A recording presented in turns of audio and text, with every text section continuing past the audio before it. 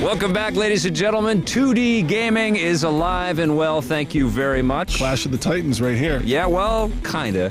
We're talking about BlazBlue Calamity Trigger.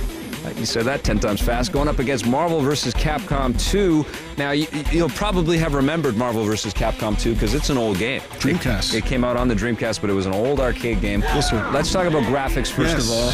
One of them is brand new, so it should look damn better than the old game, right? It should look a lot better. And you're talking about BlazBlue Calamity Trigger. Yeah. Stupid name. Visually, did you think it was that much of an improvement over the classic No, I mean, it still has that Capcom sort game? of 2D kind of, hinky animation, kind of anime quality. Suddenly you're doing this, suddenly you're doing that, suddenly a huge attack is going on. Refined. A little more refined. Like more frames in the animation, I felt like. Obviously it's derivative of the old Guilty Gear, which we talked about a couple episodes back. Yeah. And, it has that same sort of 2D sprite, hand-drawn quality. I mean, it's pretty to look at. Have we seen stuff like this before? Yeah. In Marvel vs. Capcom 2, you kind of know what you're going to get, right? You get all these awesome Marvel superheroes, Spider-Man, Iron Man, Captain America, and then the Capcom characters, Mega Man and Jill Valentine, and lots of the Street Fighter cast, Zangief and Dhalsim and Ryu. And the visuals in Marvel vs. Capcom 2, I mean, it's HD-ified, but they really didn't up-res. It's not like the Street Fighter HD remix that they just did. These guys look kind of blurred out. They did a little bit. Still, though, it looks good. But it's not super pop off the screen beautiful. But especially compared with BlazBlue Calamity Trigger, which I now am going to say as many times as possible, which we're now in the end of the review. It's really colorful, vibrant. This game, just like no matter what characters you pick, what your trio of characters, what world you're fighting in, it's just always just like color, vibrant. It's just this alive game world. Which on a, just from an aesthetic brushstroke, that would seem to be better, but I think that the variety in Marvel vs. Capcom 2 elevates it a little bit, so the fight is a little closer than it should be. So audio, how did these two stack up? We're talking about very old, dated, inappropriate music in Marvel vs. Capcom. Why didn't they update that at all? Awful music, awful sound effects, and the stupidest things that they say in that game as well. Over. Destiny awaits.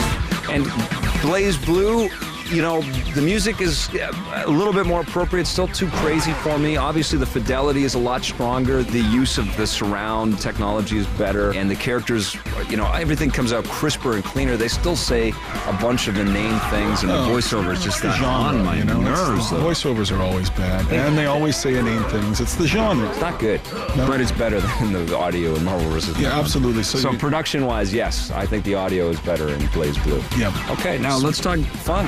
Which did you have more fun with gameplay-wise? It's hard to say because Marvel vs. Capcom 2 is something that's so familiar to me, and it was such a great revisitation. And let me just revisit the price: $15. Why can't I get a sentence? Say it, but the price is important. Your show. No, the price is important. Okay. You can't extract the nostalgia from my experience, and so I enjoyed Marvel vs. Capcom 2. I had a great time playing that again, even though I will say, playing anything on the Xbox 360 controller is an act in futility. Oh, it's terrible. It's terrible. You can't play fighting games on that stupid thing. I can't pull off a fireball. No way. And I played BlazBlue on the PS3 with the PS3 pad. Which is better. It's pretty good. I like the PS3 for fighting games. Yeah, it worked out pretty good. It's a little bit different with BlazBlue. They have light, medium, and heavy attacks, and then they have the drive button, and the drive button really activates all your special moves and power-ups and things like that. It's easier to pull off the more complicated moves in BlazBlue than it is in Marvel vs. Capcom because you don't have the half-circle.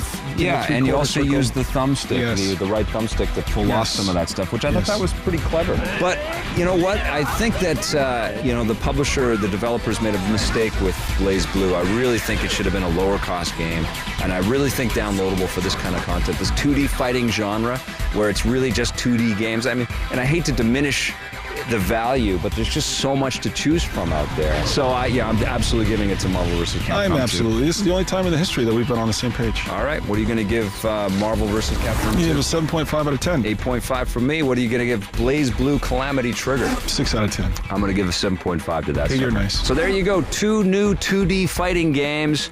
the classic wins. Marvel vs. Capcom 2 is the one we would choose. It's like Muhammad Ali coming out of retirement to beat a new up-and-comer. He kicks his butt, right? Kicks his butt. Today on the show, Scott and I took a look at Batman Arkham Asylum.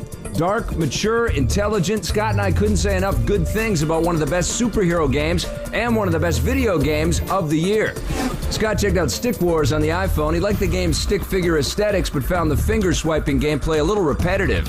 Watchmen, the complete experience. Packing the Blu-ray of the movie in with the End Is Nigh games is a good marketing move, but the games are thin, disappointing beat-em-ups. Science Papa. This is a mind-numbingly boring Cooking Mama ripoff that has you playing science mini-games.